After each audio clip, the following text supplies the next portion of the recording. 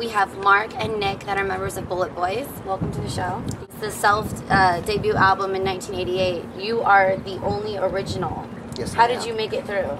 What's your secret? Well, it's basically just perseverance and wanting to continue musically. You know, sometimes you have bands that are in the music business that basically kind of just folded up, or guys that don't want to play anymore, or guys that just aren't musically challenged anymore. Did you come up with the name Bullet Boys, and if so, how did you come up with that?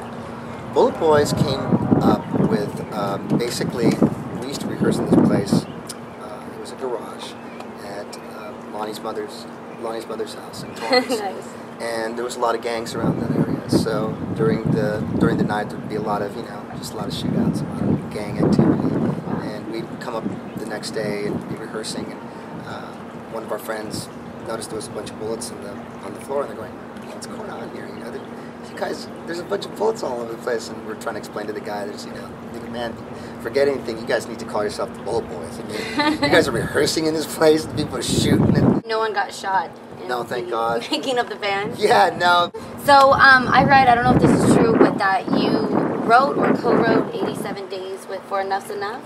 Co-wrote. You co-wrote? With Donnie B. Okay, cool. And how did you meet with him, and how did that come about? We were on tour one summer a couple years back, and I got into a bit of a problem in Texas, and we bit of an altercation. An altercation. There was an altercation there, which is something that was very unfortunate, but it did happen. And we were somewhere in North Carolina, and he came up to me, and no one was really speaking to me because we missed a couple shows and stuff. So he comes up to me, and goes, "How does it feel to be the only man on the planet?" And he sat down next to me, and I said, "I don't know. You should be able to answer that question a lot easier than I do, You're always in trouble." So we sat down. He said, we got to write a song about this. So he came up to me one day, and he was pretty inebriated, and I was exhausted, and he came up to me and opened up my book. He goes, "I got it. I got this song. Listen to this." And he comes up to me, he's playing this thing. He's, "Wow, the clock again, the lights are getting dim." And I was just like, oh my gosh. I walked 2 miles to the microphone. Beautiful voice. Go to sleep, I'm going to play this for you. If you could collaborate with any other musicians to make your ultimate album, who would it be? Oh my gosh. Oh, that's a tough one? That's a really hard question, because I come from a really diverse background musically, and one of the foundations of me personally is R&B music. So if it would be, if I would be doing a rock and roll record or an R&B record, it'd be different. So I would say, gosh, oh my gosh. It's so hard, because I've worked with so many great people. I think to work with somebody maybe like the great Stevie Wonder, to work on and to be able to sing something like that, or Mary J. Blige, or somebody to work sing on a Snoop Dogg track, or to just nice. go, it's just something like that. Bullet Boys and Snoop Dogg collaboration. Yeah, that's my thing. I love R&B music. No problem. Nick, so you played for more than one band. You played for a couple. Can you let us know, everyone? Yeah, I mean, I kind of always, I don't know what happened to me. I kind of got the reputation of just being somebody that can get called and go play other people's material.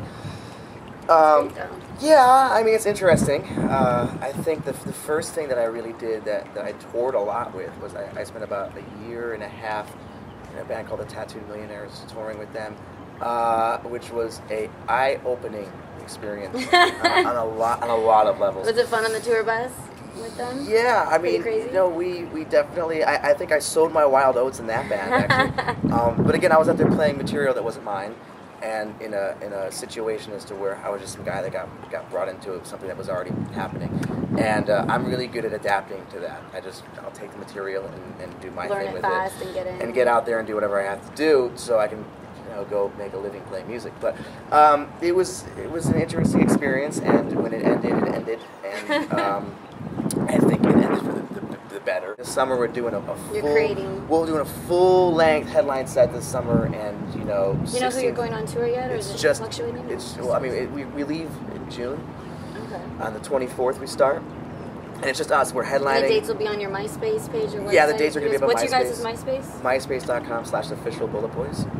check it out. Or It's Facebook. true. Or Facebook. Yeah, Twitter. Yeah, we're really getting into the whole social networking thing right now, It's too. huge. It's Yeah, huge. and I think a lot of bands from the genre that were put in are not doing that. And they're going out there, they're playing the old stuff. You're getting, you know, either a guitar player or there's a singer, and then the other guys are just there. You know, right now we're really lucky to have a whole group of guys that are into what they're doing. They're into the songs. They're into the new songs.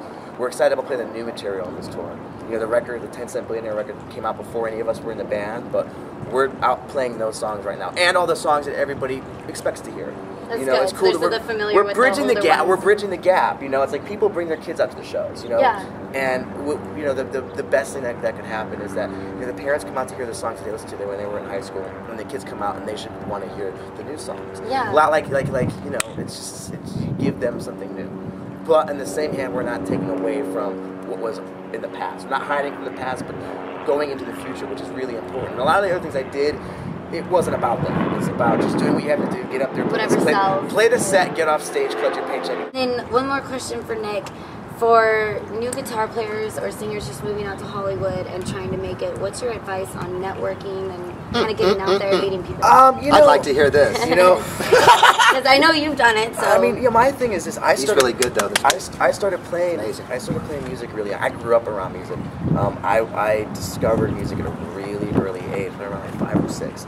I was always in front of a record player, or in front of, you know, MTV, and you know, I was always fascinated by music at an early age. And I grew up around musicians and music, and you know, I never really wanted to do anything else. It was almost a problem, actually, because I never planned to do anything else. I didn't want to. I went to high school, I got out, and I packed my car. I grew up on the East Coast. So I packed my car and I drove out to LA at 18. But you know, I had already made some waves for myself on the East Coast when I was in high school, pulling, you know, doing gigs and getting out and going to school the next day, doing gigs, getting out and going to school the next day, and through that, I had actually met a lot of guys that lived in LA. And I started to split my time out here even before I graduated. You know, spending a lot of time out here and just playing a lot. And playing a just lot, meeting people and yeah, and I mean, here's the thing. Number one, you know, don't be a dick. Well, thank you so much. That was Nick and Mark from the Bullet Boys, and we're gonna go to another break. Thanks for watching. If you want to check out more, go to www.stephaniesrockshow.com.